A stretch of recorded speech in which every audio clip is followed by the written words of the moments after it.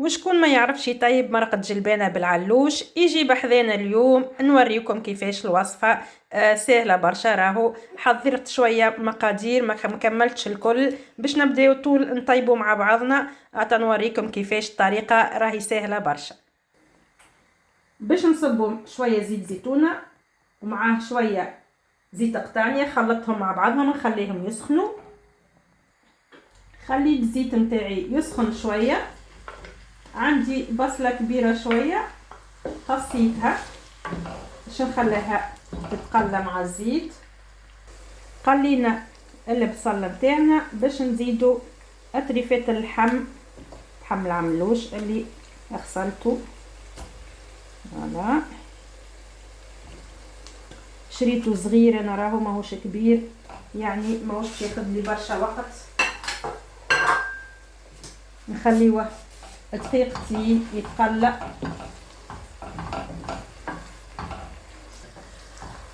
باش نقلبو تلفات اللحم.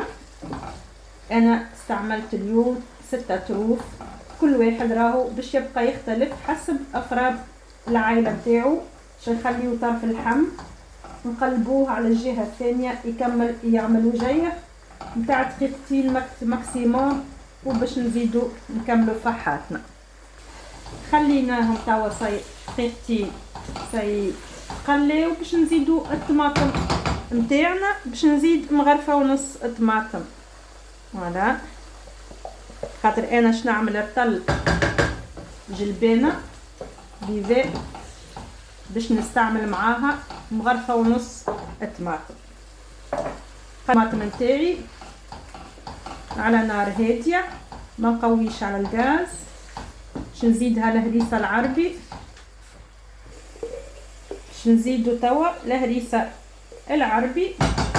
طماطم سيبو حطيناها، قاعده نقلي فيها على نار مش قويه. لحقنا لها الهريسه العربي باش نقليهم مع بعضهم ونخليهم يتشبعوا مع اللحم مده 5 دقائق ونزيدوا فحاتنا. خلينا الطماطم والهريسه مده 5 دقائق. توا باش نزيد فحاتي. زدت شويه فلفل اكحل، ما زدتش برشا خاطر من بعد ما زدتش نزيد. زدت الفلفل الاحمر الكركم التابل والكرويه والفلفل الاحمر. كل واحد شنو يحب يعمل، فما شكون اللي يحب يعمل حار يزود شويه. انا هذا ماهوش حار برشا، عملت مغرفتين صغار باش نخليهم دوبلاش مع بعضهم. باش نمرقهم بشويه ماء باش ما يتحرقوليش. فوالا نخليهم المكونات الكل يتجانسوا مع بعضهم. فوالا دقيقتين نخليهم يتقليو وباش نرجع نمرق لهم. خليت الطماطم نتاعي والفحات كلها تشرب غلوتها شويه. توا باش نمرق لها دون ما نغم اللحم العلوش.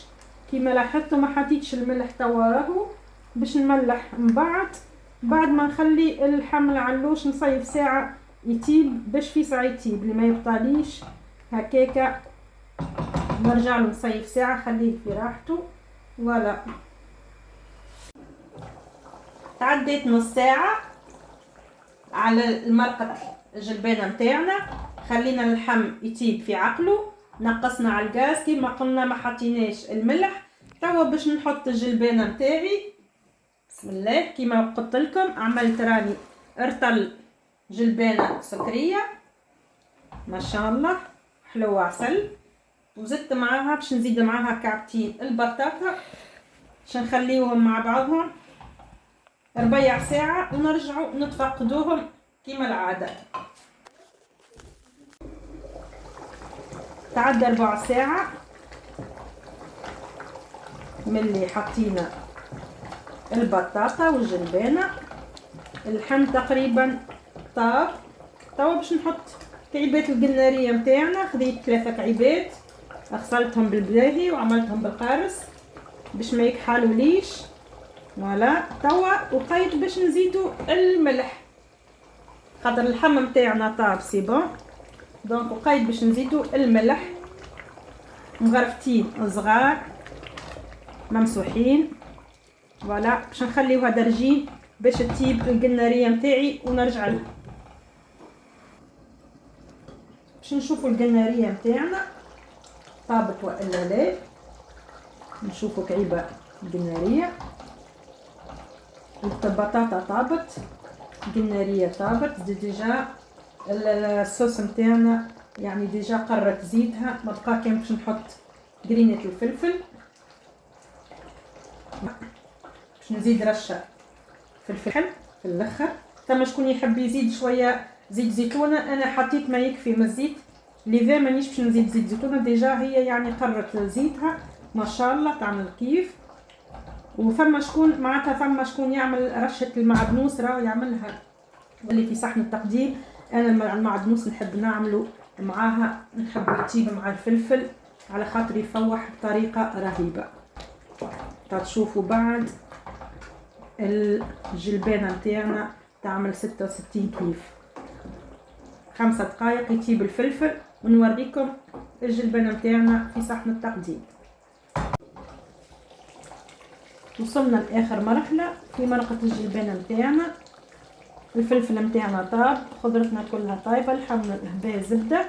ما بقى لي توا كان باش نقدمها معاكم في صحن التقديم وتاكلوا بالشفاء والهنا. بسم الله.